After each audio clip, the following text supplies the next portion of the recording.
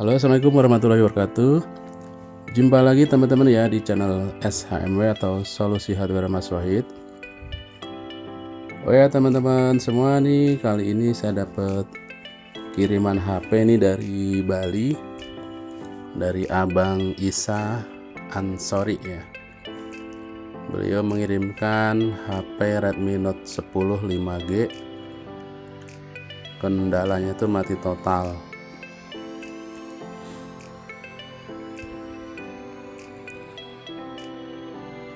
Kalau dilihat dari paketnya ya, ini handphone sudah pernah dibongkar ya, karena ini baterainya pun dikirim terpisah seperti ini.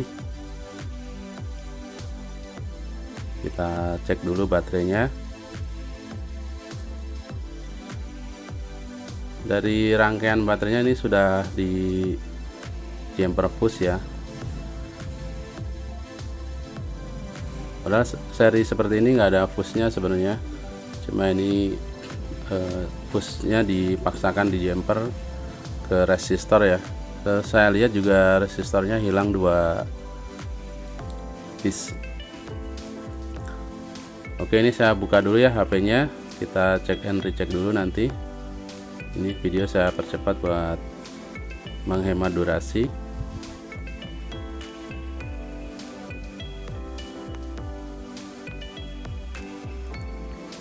Oh ya teman-teman semua, buat yang mau kirim-kirim servisan bisa dikirim ya ke SHMW, nanti bisa chatting ke saya via WA.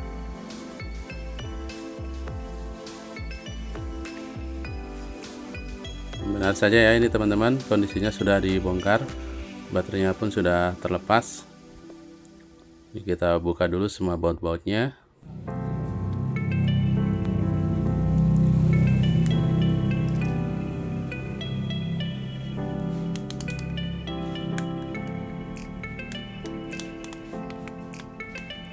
Oh ya, sekedar informasi ya teman-teman, buat HP teman-teman yang ada sebagian atau beberapa HP yang ada di saya masih belum beres, mohon bersabar sekali karena saya juga terkendala spare part ya.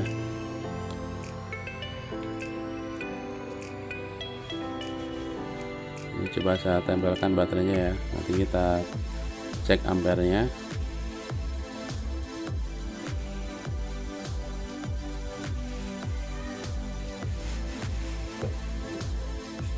Ini konsumsi arusnya itu cuma 0,2 ampere ya teman-teman. Ini benar-benar baterai nggak bekerja dan mesin atau CPU nya juga tidak bekerja.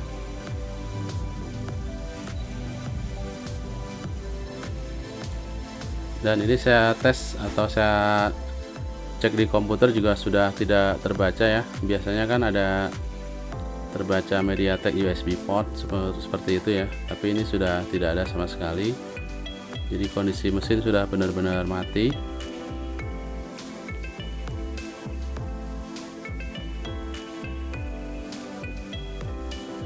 Oke, ini kita lepas dulu, kita amankan semua kameranya, ini kita lepas dulu agar aman dari hawa panas hot air, biar nggak leleh gitu.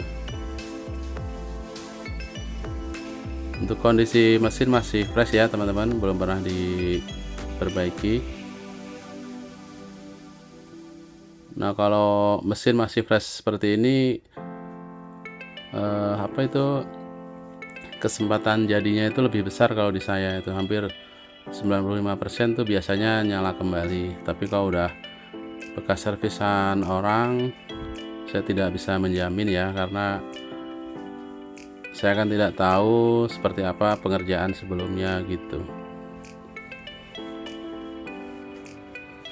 Ini kita bersihkan dulu sisa thermal pastanya ya. Ini sudah kering.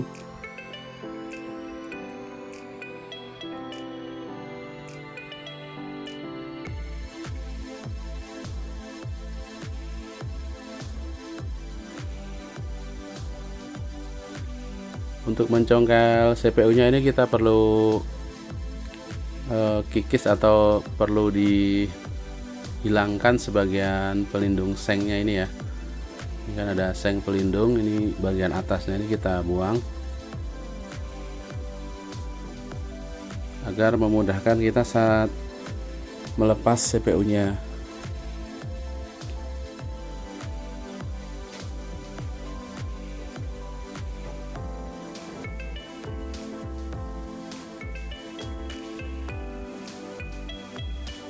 Untuk penjepit mesin saya gunakan tipe ini ya, mekanik, ini tipe mekanik M60 kalau nggak salah. Ini multifungsi atau universal ya, jadi bisa buat tipe mesin apa aja bisa.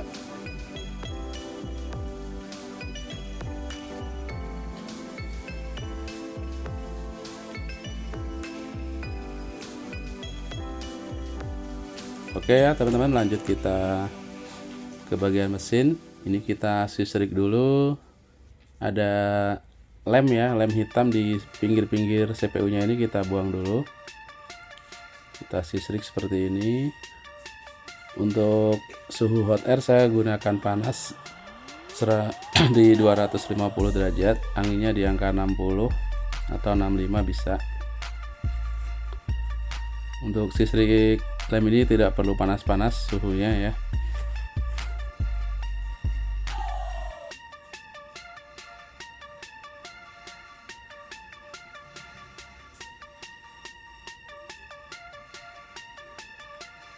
Nah selanjutnya sebelum kita congkel, saya sudah terbiasa ya gunakan flux seperti ini terlebih dahulu.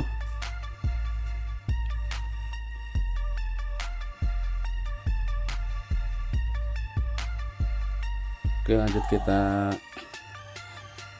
beri flux seperti ini ya di atasnya agar tidak overheat.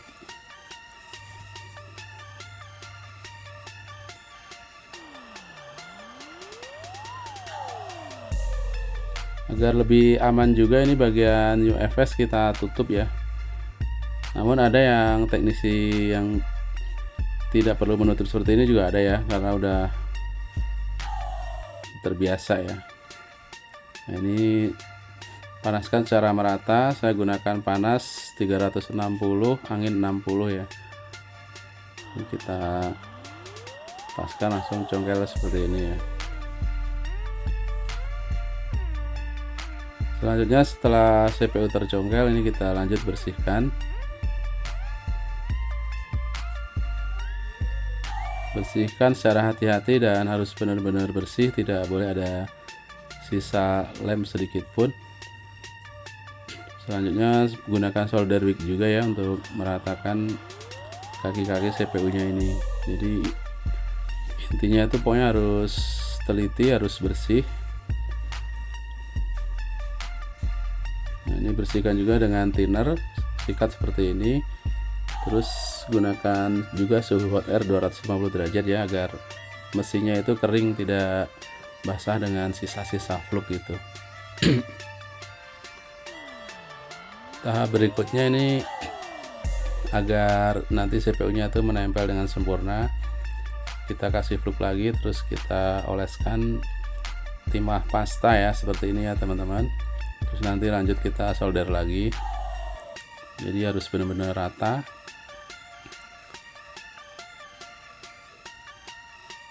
Jadi tahapnya itu congkel, bersihkan, terus oles seperti ini, terus kita solder lagi, ratakan lagi, terus kita bersihkan lagi dengan solder wick, dan terakhir kita bersihkan dengan tisu atau cotton bud ya, dengan cairan thinner juga.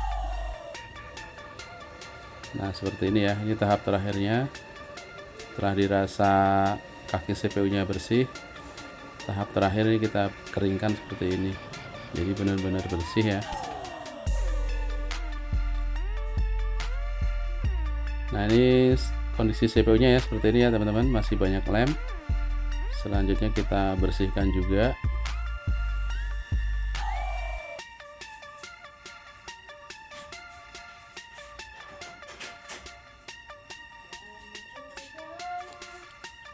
Nah ini saya gunakan solder Sansen ya. Selanjutnya kita sikat lagi seperti ini.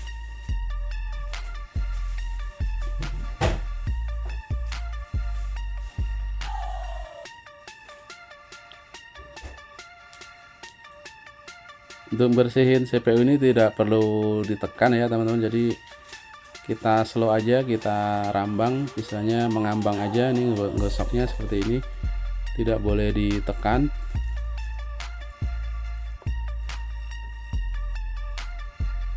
Karena kalau ditekan itu rawan merusak kaki-kaki CPU ya.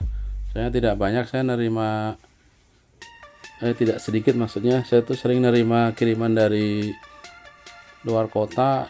Kebanyakan ada yang bekas-bekas perbaikan itu ya, kaki-kaki CPU nya ada yang lupas, ada yang jebol, ada yang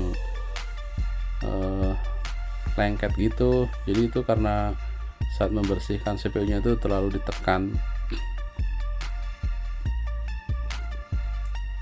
Oke, lanjut ke pencetakan CPU ya. Untuk cetak CPU ini saya gunakan plat BGA seperti ini, terus alasnya pakai tisu. Untuk panasnya ini 320 derajat ya, anginnya 60. Saya gunakan hot air sugon ya, tipe 2020D. Kita panaskan seperti ini.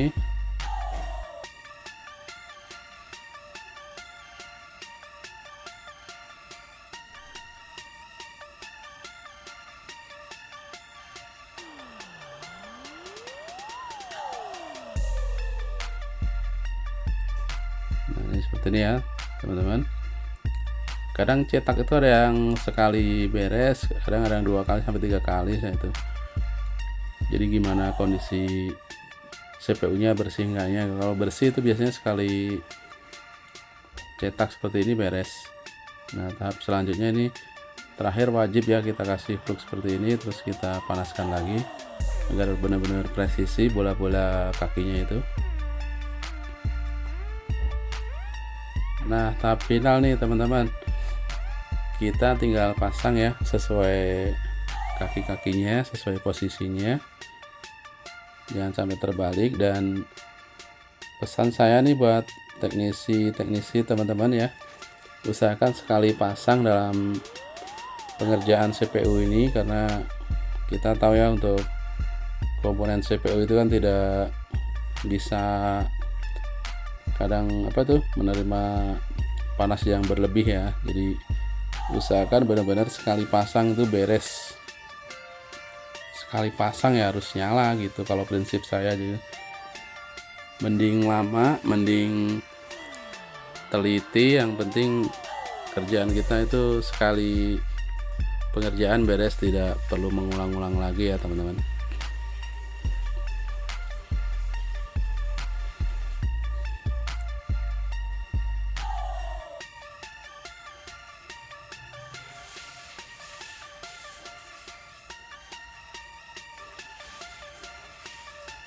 Ini tahap terakhir ini kita ketuk-ketuk seperti ini ya, agar benar-benar presisi.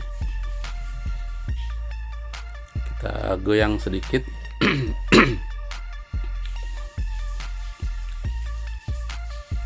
Oke ya teman-teman, sudah selesai nih pengerjaannya.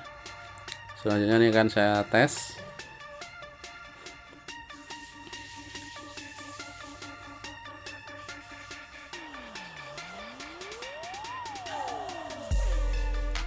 Ini enggak nyala ya teman-teman, sepertinya baterainya emang nggak bisa dipakai. Ini akan saya coba ganti baterai dengan tipe yang sama ya teman-teman, karena bekas baterai sebelumnya itu ada 2 resistor yang hilang.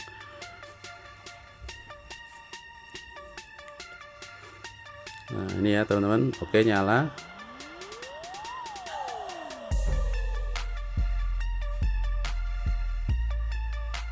Pengisian juga normal ya teman-teman. Ini selanjutnya akan saya tes nyalakan.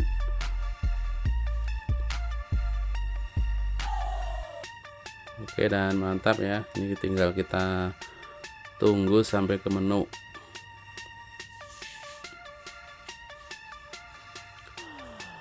Sekali lagi ya saya ucapkan terima kasih buat teman-teman yang sudah menonton video ini. Mohon dukungan kalian dengan cara like, share, komen, dan subscribe ya tentunya.